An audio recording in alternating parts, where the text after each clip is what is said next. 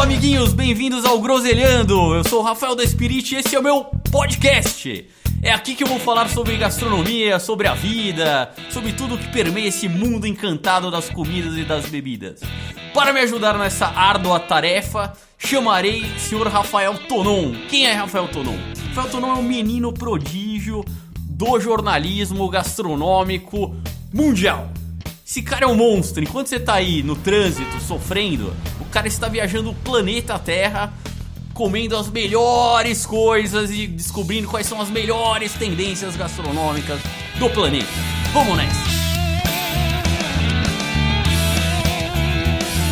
Bom, vamos lá. Acho que a primeira coisa que a gente tem que fazer aqui é explicar um pouquinho qual que é o objetivo de ficar falando groselha num podcast, né? Tem objetivo? Então, é bom sempre ter, né? O mínimo de objetivo. Bom, a ideia é a seguinte, né? A gente poder falar um pouco de gastronomia de uma maneira mais descontraída e falar um pouco de comida, bebida, de tudo que a gente vai falar ali, de todos os temas que permeiam o mundo encantado da mesa. E pra galera entender porquê das coisas também. Isso que é legal. Sim. Que você, né, senhor Tonon, tem essa função de vou tentar trazer um pouco. Exatamente, trazer um pouco da parte de jornalismo. Porra, por que as coisas acontecem? Por que o cara... Por exemplo, hoje, o tema de hoje, vamos falar sobre por que as porções nos menus de degustação, nos restaurantes ditos gastronômicos, são tão pequenas. Por que o prato é tão... Por que criou essa peixa do prato minúsculo? Sim, porque a gastronomia francesa vem sempre com um pratinho, o cara não consegue tem que sair do restaurante e ainda passar pra comer um lanche, né? No popular. O cara vai passar no drive-thru depois pra se matar de comer. Acho que a ideia é essa, a gente poder explicar o mundo da comida, a cultura da comida de um ponto de vista mais divertido. Por isso, venho pedir encarecidamente aos haters que peguem leve. Exatamente. Que a ideia não é fazer um tratado sobre nada, não estamos fazendo um documentário sobre nenhum dos assuntos, a gente está aqui groselhando, esse é o nome do Exatamente. Porque, pra quem não sabe, que não é todo mundo aqui que é food, que está ligado no mundo da gastronomia, mas gastronomia é meio que arte ou qualquer outra coisa. Que sempre tem os caras que acham que manjam de tudo, que sabem de tudo, que existem 1000 regras. E é exatamente isso que a gente vai fazer aqui. É tentar falar sem regras, tentar não falar muita bobagem. Esperamos conseguir, mas de uma maneira divertida que pra todo mundo, não só pro cara que tá lá, que lê 1000 livros de gastronomia ou food e tal. Que sabe o nome de todos os chefes, que nem eu sei o nome dos caras. No final a gente quer se divertir e quer que todo mundo que estiver escutando se divirta também. Exatamente, que você coma melhor e beba melhor e que a gente também faça isso. Vamos ao episódio? Vamos lá. Ao nosso tema? Então, conte um pouco. Me dê o contexto disso. O que você acha sobre isso? Não, a ideia que a gente teve aqui era pra falar, porque eu sempre, como viajo um pouco pra comer, as pessoas sempre falam isso. Por que você sempre posta as fotos? É um pratinho ridículo. Às vezes as pessoas comentam, mas eu teria que comer 30 disso pra poder me sentir satisfeito e tal. Por que as porções são tão pequenas?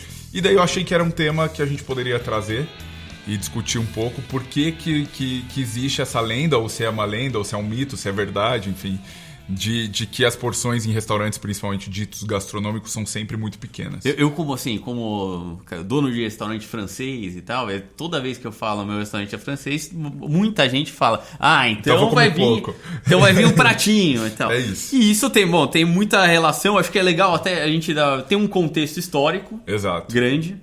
Que eu acho que você poderia contar um pouco desse contexto, que tem a ver com a raiz da cozinha francesa. Sim, então é assim, você vê como o mundo da gastronomia e tal sempre roda, mas a gente sempre faz mais ou menos as mesmas coisas. Sim. A gente parece meio louco, mas a gente sempre tá arrumando, a gente tá sempre numa corda bamba entre vamos servir pratão tradicional da cozinha e vamos servir pratinhos menores, sim, bonitos, mais bem pensados, sei o que. Aí aquela briga entre o comfort food e essa cozinha de alta gastronomia, mais autoral e tal. Haute cuisine. Exatamente. E aí você tem, um negócio que aconteceu na Nouvelle Cuisine, foi uma época em que a cozinha francesa toda rumou de uma coisa de pratão, de um prato mais pesado, de pratos para compartilhar no meio grandes refeições.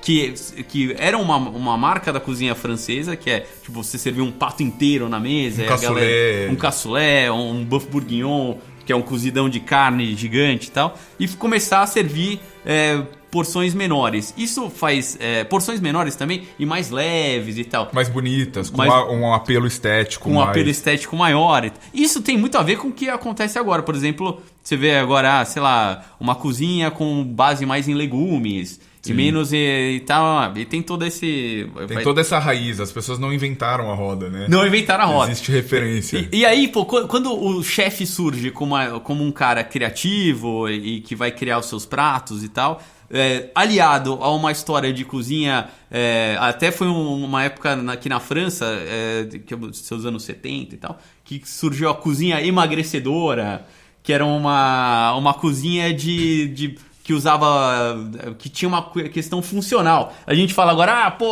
os Comida caras... fit, funcional. Superfoods, comida fit. Meu, em 70 os caras já estavam falando disso. Vamos usar... E aí acompanham várias coisas. Tem umas coisas de coisas técnicas, tipo... começaram a criar coisas meio tecnológicas. Surgiu a primeira panela Teflon que não grudava o salmão. Aí os irmãos Trogot, que são os pais do Claude Trogot, Que todo mundo conhece. Que todo mundo conhece na TV, e que os caras foram lá e fizeram um salmão que não precisava usar óleo para fritar na panela, porque ele não grudava. E aí, um salmão que tá com pouco óleo, e aí já começa uma cozinha mais saudável, menos tal. gordura. Menos gordura. E aí você tem esse surgimento toda essa cozinha. E aí, por que os pratos diminuíram? Porque aí você tem que... O chefe era a estrela do negócio. Sim. E ele queria mostrar todas as interpretações dele para os pratos. Então, não é que o cara comia pouco. Ele comia pouco em vários momentos. Claro. Então ele ia comer tipo um menu de 10 etapas. Sim. Ele ia comer um pouco de tudo. Um pouco de tudo. E aí tem uma questão, pelo lado do cozinheiro, que eu vou falando assim... às vezes tem pratos que só funcionam naquele tamanhozinho pequeno mesmo. Sim. Porque se você servir um negócio que tem um sabor muito intenso, muita gordura, muito não sei, Claro. numa versão gigante, o cara cansa de comer. Sim. Então tem que ser numa tacada só. Uma colheradinha é gostoso pra caramba, várias colheradinhas daquele negócio já fica enjoativo. O que aconteceu, como tudo na vida, é que os caras perderam a mão. Sim. E aí? E daí os menus de degustação, tipo, cada vez menores, comidas menores e cada vez mais passos, enfim, E aí, o que aconteceu agora também, foi exatamente a mesma coisa que rolou também com a nova geração, de uma nova cozinha, que foi a galera do Ferran Adrià, quando veio nos anos 90 e poucos, Transição 2000, pro 2000. a gente volta de novo para a mesma história. Um menu de degustação muito gigante, cheio de intervençõeuma, o chefe brilhando, toda essa história. Vanguarda, tentar trazer uma vanguarda na cozinha. E aí vai enrolando. Eu lembro que eu fui num Madrid Fusion, que é um congresso de gastronomia lá que tem em Madrid e tal, que inclusive no último Madrid Fusion do ano passado, eu e Rafael Tonon estávamos lá brilhando. Dividindo as poltronas. Estávamos lá. E lá, eu comecei a ver uma coisa que era assim, eles estavam lá brilhando num negócio, começando com esferificação, que era uma grande técnica, fazer uma azeitona esferificada. Isso em 2000 e sei lá quando. É alguma coisinha. E aí começa no segundo congresso, no ano seguinte, a mesma azeitoninha esferificada e frita. Aí no outro, aí começou, os caras começaram, realmente estávamos viajando na maionese. E tentando puxar o fio da esferificação ao máximo que desce. E aí, como aconteceu com a cozinha francesa da Nouvelle Cuisine, dos caras falarem, esse negócio aí é só pratinho pequeno, com a galera do Ferran Adrià, a galera começou a falar, isso é só espuma. Sim, lembra? Sim. É tudo espuma. Eu acho que tem uma frase que eu gosto muito do Paul Bocuse, que é um dos ícones da cozinha francesa e desse movimento da Nouvelle Cuisine. O monstro. Que ele dizia que tem uma frase atribuída a ele que disse que a Nouvelle Cuisine era nada no prato e tudo na conta. Então acho que ele também, assim, os caras meio nesse humor também trouxeram essa ideia de que a alta gastronomia, principalmente francesa nessa época, e depois a espanhola, e depois qualquer outro tipo de alta cozinha, de alta gastronomia, trouxe essa ideia de que se come pouco, de comer pouco. Mas eu acho que a gente poderia agora tentar explicar as conceituações sobre o fato de comer pouco. Que não é verdade. No caso que você estava falando, por exemplo, dos pratos que são mais enjoativos e tal, de alguns ingredientes, a gente precisa lembrar que cozinha é, sobretudo, proporção. É Sim. matemática.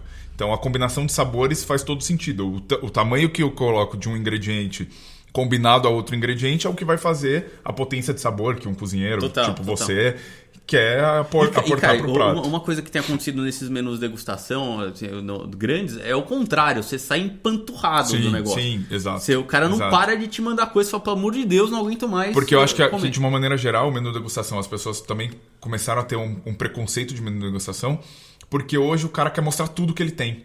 Sabe? Sim.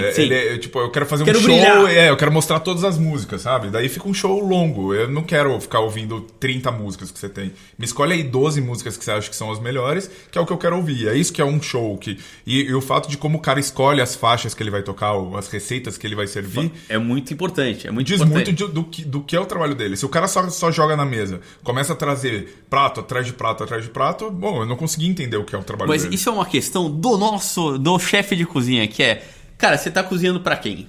Sim. Você cozinha pro teu ego pra mostrar que você é um monstrão, ou você tá cozinhando pro cara que tá do outro lado? Cara, sim. Porque aí, pô, você tem uma relação que é com o cara, pô, o quanto o cara vai comer, até quando você vai ficar mostrando que você é monstrão lá pro cara, o que ele vai comer em relação a tipo... Aí a gente tem cada vez mais que pensar, o cara precisa se sentir bem, né? Claro. O cara precisa sair de lá feliz. Sair feliz e falar, pô, comi bem e não tô morrendo, né? Não tô morrendo. Então, a primeira das questões dessa história da querida, diminuíram as porções nos restaurantes, seria a gente pensar que comida é proporção e que comida é matemática. Se o cara coloca sei lá, quais exemplos de ingredientes a gente poderia pensar? Sei lá, não, mas se foie gras. O foie gras, mas assim, vamos lá, o cara fez um porco à pururuca.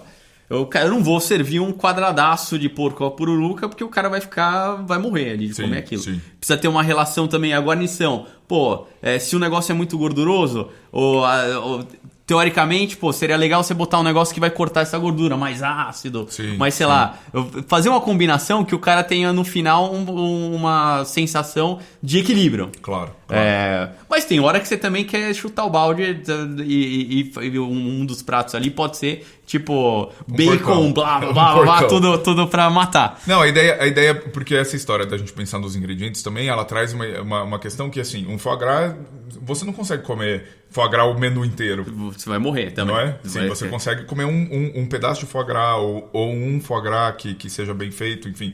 Ali dentro de uma refeição, você não consegue servir dentro muito de um contexto. Você não pode servir muita trufa. Tem ingredientes que são muito fortes e que também são muito caros. Também temos que pensar nisso. O cara não vai trazer um monte pra você. Então faz sentido que as porções sejam reduzidas nesse sentido. Sim, total. Eu acho que e aí, assim, pensando no... A gente vai ter agora... Eu acho que esse é uma tendência. Olha lá, vamos falar de tendência. Mas do cara que tá do outro lado, do cozinheiro, pensar um pouco aí, em toda a cadeia ali. Pô, os pratos, quanto é o suficiente pro cara comer e sair bem? Sim. A gente precisa empanturrar o cara? Sim. O hambúrguer precisa... Aí já cai pra todo tipo de cozinha. O hambúrguer precisa ser gigante? Sim. Às vezes eu vejo... Você vê uma tendência de hamburguinhos mais... Assim, do tamanhozinho certo. Você vai comer um e você vai sair bem. Sim. Um exemplo bom do Seu Osvaldo lá. Cara, eu comeria 5 hamburguinhos do Seu Osvaldo. Mas é legal você comer um e sair bem. Sim. Você comer um negócio lá... Se você quiser o segundo, fica a seu critério poder comer o segundo. O que traz a questão que... Só pra enfim, trazer seu raciocínio é que comida é proporção e a gente também tem um limite, né? Se o cara tá servindo um menu de degustação, eu vi numa pesquisa que a média consumida por um homem adulto é de 500 gramas por refeição e para mulher isso varia em termos de 400, até um pouco mais, um pouco menos, dependendo do perfil da pessoa. Então, assim, não adianta eu querer servir 600 gramas de carne, mais um tutu de feijão e mais arroz e não sei o quê, porque proporcionalmente o cara não consegue... Pô, toda a base da gastronomia é você sair feliz. Sim. Aquela sensação de tristeza pós-comida é muito... Pô, não precisa. Sim. Sabe quando você vai no rodiziaço lá de carne que você fala, hoje, vou aqui, mais uma picanha, só mais um. Quando você sai na fila, aí você sai na fila, tá a criançada com o balãozinho, não sei o que, e você lá, tipo... Tentando pegar o ar. Sabe, aí chega em casa, aquele Faustãozaço na TV, você fica lá jogado no... Depressão. Poderia ser mais, e agora eu acho que você torrar comida, gastar muito mais do que precisa e tal, é até feio, né? Claro, é brega. Claro. Eu acho que tem uma questão também que, tirando essa questão da proporção, que daí, por exemplo, o cara que vai servir um menu de degustação, ele tenta servir essas 500 gramas ou tanto, dividido em porções. Então, assim, eu nunca vou comer no menu de degustação. É isso que a gente tá conversando. O menu de degustação hoje tem sido chato porque ele, além de enfadonho, de longo, você sai muito, você come muito. Sim. E deixou de ser prazeroso. Eu, por exemplo, tenho muito pouco prazer em menu de degustações de uma maneira geral. Eu poderia elencar 5 menus de degustações no último ano que eu comi, que eu realmente saí feliz, bem, que eu gostei do menu. Reparem, todo... amigos, posso elencar 5. Então quer dizer que o cara, meu, 52 milhões de restaurantes. Refeições. Da lista do 50 Best que eu fui na última semana, acho que de 4 ali, eu acho que... Não, assim, que faça um sentido, assim, que todas as refeições fizeram sentido, que eu comi uma proporção que eu saia... Exatamente, feliz e satisfeito legal. E não me sentindo um ganso que foi pra engorda, sabe? É isso. Eu acho que essa sensação é muito importante hoje em dia. Que nos traz a segunda discussão, a terceira discussão, na verdade, que é o que a gente estava falando, sobre essa questão de comer muito. No Brasil, eu acho que também no Brasil a gente tem uma cultura um pouco errada de que comer bem é comer muito. Sim. A gente é um país da abundância, sabe? Já dizia com o Padre Washington. Compadre Washington ou que abundância, meu irmão. Não, sabe o que? Eu tava assistindo um documentário da Netflix lá falando, acho que é de Tibobá, uma coisa assim, que era da Argentina também. É muito bom esse filme. É muito bom. E é meio isso, porque também os caras saíram do momento de guerra, de que estavam com pouca grana e não sei o que, quando chegaram no Brasil, por que na Argentina a pizza é gigante, ou toda a parte de comida italiana era muito abundante também? Eu não sei se no Brasil a relação é a mesma, mas pelo que explica provavelmente deve ser a mesma coisa, porque os caras queriam mostrar para os parentes que estavam chegando que, cara, a gente tá bem, aqui a gente tá bem. Aqui, meu, carne, assim, a nossa parmegiana, que aí é feito com a berinjela, aqui, meu, bota um bifão dentro e faço. E pronto, vamos E é gigante, vamos comer. Vamos colocar queijo, vamos colocar... Só que agora não faz mais tanto sentido isso. Assim, agora é um negócio de, pensar... E quanto você precisa pro... Eu acho que eu tenho eu estou cada vez mais minimalista na minha vida. E tem um negócio que na Suécia os caras fazem... Não vamos ficar tentando transformar o Brasil na Suécia, mas... só para um caso, só para um exemplo. Chama Lagun Arbas, que é o cara fala o seguinte, que é a quantidade necessária é a quantidade suficiente ou a quantidade ideal. Quanto isso é difícil de fazer, mas é isso, quanto você precisa.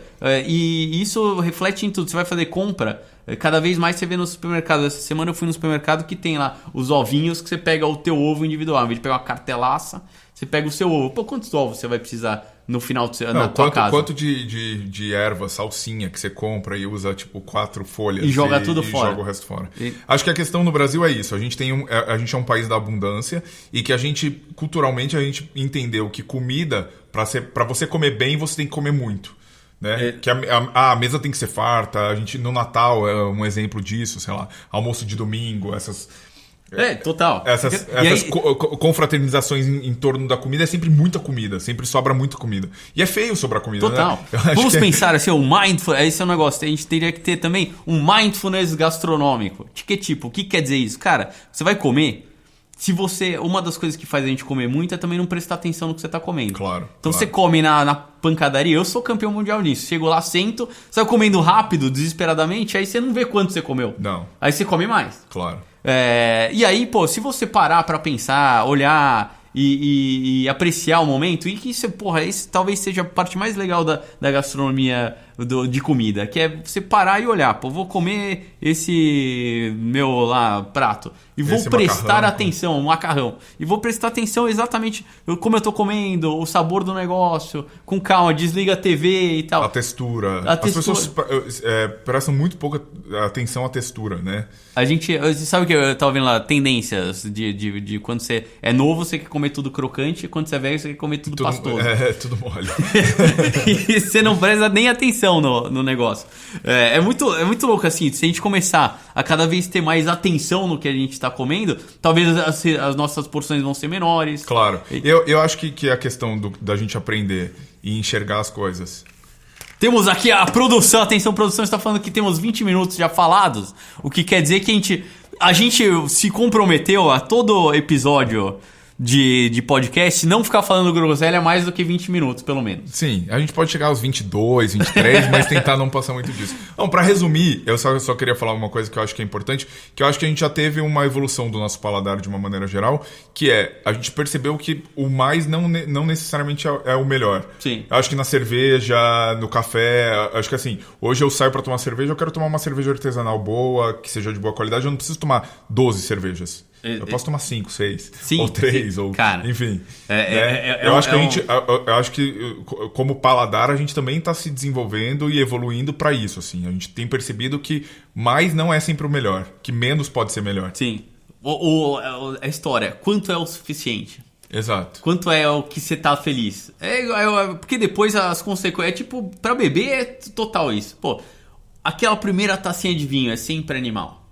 A segunda legal. A 10ª é animal porque você tá dando cambalhota. Mas no dia seguinte você vai estar com uma pata ressaca. Claro. Então não faz sentido. Esse é o negócio. O que faz mais sentido. Mas é isso. Resumindo, então, chegamos à conclusão. A gente podia fazer dicas do He-Man. Tipo, e aí, qual que é o nosso... A moral da história de hoje. Não, a moral da história é assim. Pô, existe um contexto histórico porque é histórico e... cultural e funcional também. Por que os pratos num restaurante em que a sequência de menu e tal são menores? Então vamos parar com o mito de que restaurante francês ou qualquer outro restaurante tem porções pequenas. Quando as porções são pequenas, elas provavelmente têm um sentido para que elas sejam daquele tamanho. Exatamente. E quando elas são... E quando é um restaurante, não é só francês, mas, porra, normalmente quando o chefe... Se o cara não é maluco, ele vai servir uma porção do tamanho que deve ser. E se o cara é um cara inteligente, ele serviria do tamanho que o cliente vai sair feliz. Sim. Sem estar morrendo também. Sim, sem querer mostrar demais.